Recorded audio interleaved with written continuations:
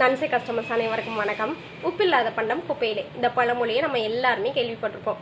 ஒன்று, உப்பு இல்லைன்னா டேஸ்ட் இருக்காது, கண்டிப்பாக அதை நம்ம தூக்கி தான் போடுவோம், குப்பைக்கு தான் போவோம். இன்னொன்று, நம்ம சமைக்கிற சாப்பாடு கெட்டு போகாமல் ரொம்ப நேரம் பாதுகாக்கிறதுக்கு இந்த உப்பு தான் ப்ரிசர்வேட்டிவாக ஆக்ட் ஆகுது. ஸோ உப்பு இல்லாத பண்டம் குப்பையிலே, இது நம்ம எல்லாருக்குமே தெரியும். இவ்வளோ ஒரு பேசிக்கான பொருள், சாப்பாட்டுக்கு உப்பு ரொம்ப முக்கியம். அவ்வளோ ஒரு பேசிக்கான பொருள் எப்போ ஒரு பிரச்சனைக்குரிய விஷயமா மாறுச்சு? இப்போ ரீசெண்ட் டேஸாக உப்புனாலே உப்பை பார்த்தே பயப்படுற மாதிரியான ஒரு சூழல் உருவாயிருச்சு. இன்னொன்று, உப்புனா எந்த உப்பு நல்லது, எது நல்லதில்லை, எதை சாப்பிடணும், எவ்வளோ சாப்பிடணும், எங்கே நம்பிக்கையாக வாங்குறது, இப்படி ஏகப்பட்ட சந்தேகங்களும் கேள்விகளும் இந்த உப்பை நோக்கி இருக்குங்க.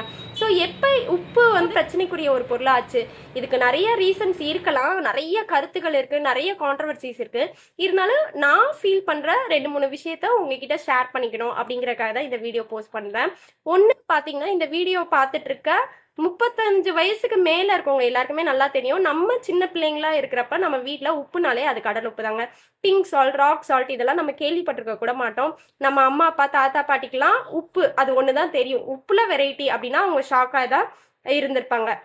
உப்புனாலே கடல் உப்பு தான். அதுவும் நம்ம சவுத் இந்தியால இருக்கிறதுனால லாஜிக்கலி 3 சைடும் கடலால சூழ்ந்த பகுதி. நமக்கு வந்து கடல் உப்பு ஈஸியா அவைலபிள், அஃபோர்டபுள், நம்ம ஈஸியா வாங்கக்கூடிய ஒரு பொருளாக தான் உப்பு இருந்துச்சு. உப்பு எப்படி தயார் செய்யப்படுதுங்கிறது நம்ம எல்லாருக்குமே தெரியும். சோலார் எவாப்ரேஷன் மெத்தட்ல, அதாவது கடல் நீரை தேக்கி வைப்பாங்க. அப்புறம் சூரிய ஒளியில அந்த நீர்லாம் ஆவியாகி போனோம்னா மீதி படிஞ்சிருக்க அந்த உப்பை நம்ம கன்சியூம் பண்ணிட்டு இருந்த வரைக்கும் எந்த பிரச்சனையுமே இல்லை. எப்ப இந்த உப்பு வந்து ஒரு பிரச்சனைக்குரிய விஷயமா மாற ஆரம்பிச்சுன்னு பாத்தீங்கன்னா, அது ஒரு வணிக பொருளா மாறுறப்பதான் பிரச்சனைக்குரிய ஒரு விஷயமா ஆகுது.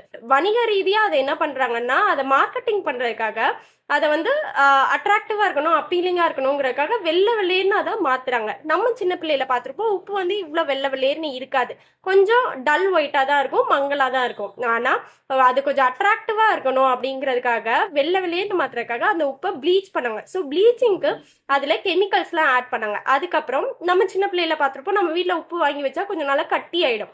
ஆனா இப்ப உப்பு வந்து அப்படி கட்டி ஆகுறதே இல்லை, ஃப்ரீ ஃப்ளோ அப்படின்னு அதை மார்க்கெட்டே பண்றாங்க. ஸோ அப்படி ஃப்ரீ ஃப்ளோவா இருக்கணுங்கிறதுக்காக ஆன்டி கேக்கிங் ஏஜென்ட்ஸ், அதாவது சோடியம் ஃபெரோசைனேட் அப்படிங்கிற கெமிக்கல்லாம் ஆட் பண்ண ஆரம்பிச்சாங்க. ஸோ இப்படி கமர்ஷியல் பர்பஸ்க்காக உப்புல நிறைய கெமிக்கல்ஸ்லாம் ஆட் பண்றப்பதான் அது ஒரு பிரச்சனைக்குரிய விஷயமாவே மாற ஆரம்பிச்சது.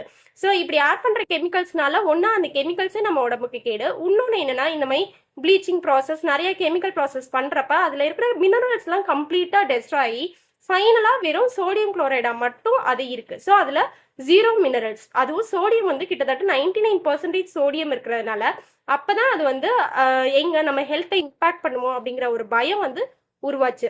அதுக்கப்புறம் கூட கொஞ்சம் கடல் உப்பு தான் சாப்பிட்டுட்டு இருந்தோம். அதுக்கப்புறம் குளோபலைசேஷன் பீரியட் அப்ப என்னாச்சுன்னா, யூரோப்பியன் கண்ட்ரீஸ்ல அவங்க ஏற்கனவே நிறைய கெமிக்கல்ஸ் எல்லாம் சாப்பிட்டு அந்த ஹெல்த் கான்சிக்வன்சஸ்லாம் அவங்க எக்ஸ்பீரியன்ஸ் பண்ணதுனால அப்போ அவங்களோட ஃபோக்கஸ் எதை நோக்கி இருந்துச்சுன்னா, இந்த mineral enriched diet, detox diet, unprocessed food இதை நோக்கிலாம் அவங்களோட கவனம் திரும்ப ஆரம்பிச்சுது. அப்போ அவங்க வந்து எதெல்லாம் இந்த மாதிரி டீடாக்ஸ் ஃபுட்ஸு, மினரல் என்ரிச் ஃபுட்ஸுன்ட்டு அதுக்கு ஒரு லிஸ்டே வச்சிருந்தாங்க. அதில் இந்த பிங்க் சால்ட்டை அவங்க கன்சியூம் பண்ண ஆரம்பிச்சிருந்தாங்க. ஏன்னா நம்ம சீ சால்ட் வந்து ப்ராசஸ்டு ஃபுட்டு கீழே வந்துடும்.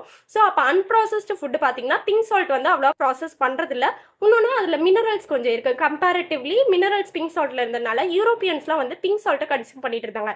அந்த காலகட்டத்தில் நம்மளும் European dresses, European style, European diet அதெல்லாம் ஃபாலோ பண்ண ஆரம்பிச்சோம். ஸோ யூரோப்பியன் கன்சியூம் பண்ணிட்டு இருக்காங்க. அந்த பிங்க் சால்ட்டு நம்மளோட மார்க்கெட்குள்ளேயும் என்ட்ரி ஆக ஆரம்பிச்சுது.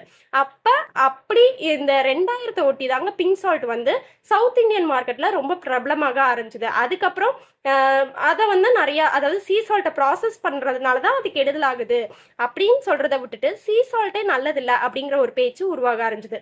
கம்பேரிட்டிவ்லி எது நல்லது, சீ சால்ட் நல்லதா பிங்க் சால்ட் நல்லதானா பிங்க் சால்ட் தான் நல்லது. ஏன்னா உங்களுக்கு பிங்க் சால்ட்ல தான் அயன் இருக்கு, அதனால தான் அது பிங்க் கலர்ல இருக்கு. அந்த சால்ட்ல இருக்கிற அயன் வந்து ஆக்சிடேஷன் ஆகி பிங்க் கலர்ல இருக்கு. அயன் இருக்கு, கால்சியம் இருக்கு, பொட்டாசியம் இருக்கு, மெக்னீசியம் இருக்கு. ஸோ மினரல்ஸ்லாம் இதுல நிறைய இருக்கு. ஆனா நீங்க கன்சியூம் பண்ற வெள்ளை உப்புல சோடியம் குளோரைட் மட்டும்தான் அப்படின்னு தான் அதை மார்க்கெட் பண்ண ஆரம்பிச்சாங்க. பட் உண்மை என்னன்னு பாத்தீங்கன்னா, ரெண்டுத்துலயுமே கிட்டத்தட்ட ஈக்குவலா தான் சோடியம் இருக்கு. மினரல்ஸுமே பாத்தீங்கன்னா பெரிய அளவுல பெரிய வேறுபாட்டுல பிங்க் சால்ட்ல மினரல்ஸ் கிடையாது, ட்ரேசஸ் அமௌண்ட்ஸ்ல தான் இருக்கு. எப்ப பிரச்சனைனா, இதை வந்து ரீஃபைனிங் ப்ராசஸ் பண்றப்பதான் இந்த வெள்ளை உப்பு நம்ம உடம்புக்கு கெடுதலாக இருக்குது. ஸோ எதையுமே ப்ராசஸ் பண்ணாம நேச்சுரலா கன்சியூம் பண்ற வரைக்கும் அது வந்து நம்ம உடம்புக்கு எந்த பாதிப்பையுமே உருவாக்காதுங்க. ஸோ நான் சொல்ல வர்றது என்னன்னா, எதை சாப்பிட்டாலுமே நம்ம வந்து அதை முடிஞ்ச அளவுக்கு நேச்சுரலா அன்ப்ராசஸ்டாக சாப்பிட்டோன்னா பிரச்சனையே இல்லை. தேங்க்யூ.